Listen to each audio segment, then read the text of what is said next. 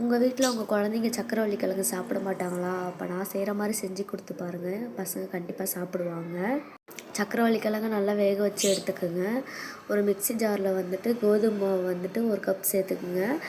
சக்கரவள்ளி கிழங்கு வேக வச்ச சக்கரவள்ளி கிழங்க நல்லா கட் பண்ணி போட்டுக்கிட்டு, நாட்டு சக்கரை தேவையான அளவு. சக்கரவள்ளி கிழங்கு வேக வைக்கும் போது அதில் ஒரு பிஞ்ச் வந்து சால்ட்டு போட்டு வேக வைங்க.